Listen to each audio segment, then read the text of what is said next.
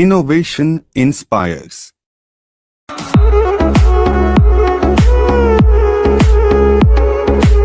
11वां दिन दूसरा अभियान। पिछले 10 दिनों में आप एक पड़ाव पर पहुंचे थे, अब आपको उससे आगे बढ़ना है।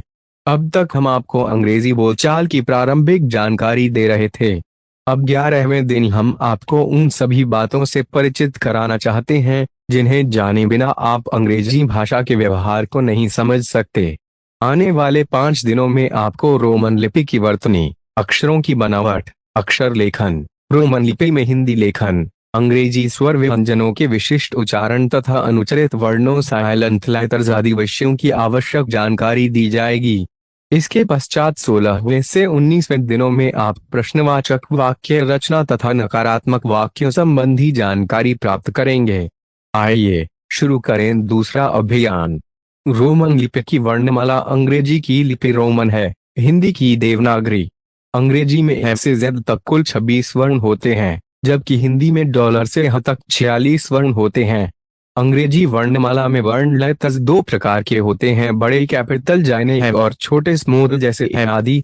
फिर ये सभी वर्ण छापे में भिन्न भिन्न आकार के होते हैं और लिखने में भिन्न भिन्न आकार के।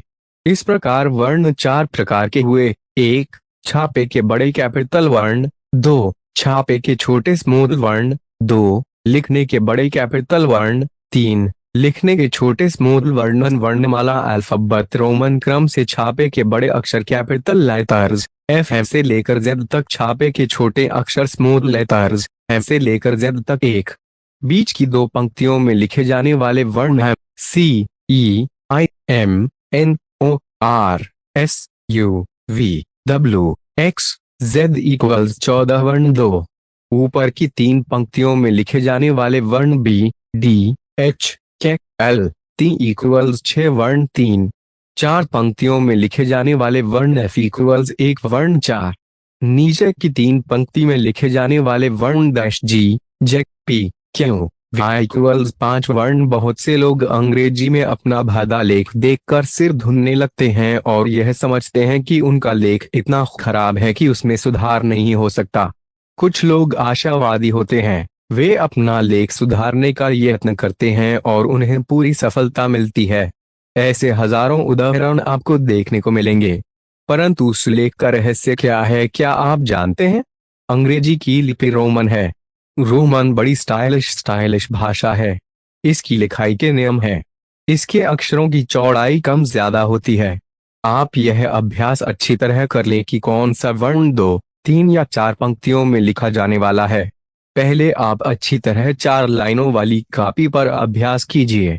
जब आपका हाथ संत जाए तो फिर यदि आप सिंगल लाइन वाली कॉपी में भी लिखेंगे तो भी आपका हाथ ठीक से चलेगा। अभ्यास करने पर आप देखेंगे कि आपका लेख पहले से काफी सुधर रहा है। 11वें दिन की यह सीख अपनाइए और 4 लाइनों वाली कॉपी में एक पृष्ठ प्रतिदिन लिखिए। भले ही आप हाई स्कूल पास हो या ग्रेजुएट, अच्छी बात सीखने के लिए हर उम्र ठीक है। केवल पक्के इरादे की जरूरत है। लेख को सुधारने का अभियान शुरू कीजिए। हमारी शुभकामना आपके साथ है। याद रखें, रिमेंबर 1. अंग्रेजी में बड़े कैपिटल और छोटे स्मॉल 2 तरह के वर्ण होते हैं। बड़े वर्णों का प्रयोग वाक्य के आरंभ में, व्यक्तिवाचक संज्ञा में जैसे दिल्ली, शब्दों के संक्षिप्त रूपों में जैसे डॉक्टर के लिए DR, तथा महीनों व दिनों के नाम जैसे मार्च से आदि के लिए होता है। बड़े कैपिटल वर्णों के होने से भाषा देखने में अच्छी लगती है। सोचिए, यदि अंग्रेजी में कैपिटल लेटर ना होते तो मैं के लिए I लिखा जाता, I नहीं। हिंदी देवनागरी लिपि में लाइन पर शिरोरेखा डाली जाती है, जबकि अंग्रेजी रोमन लिपि में लाइन के ठीक ऊपर लिखी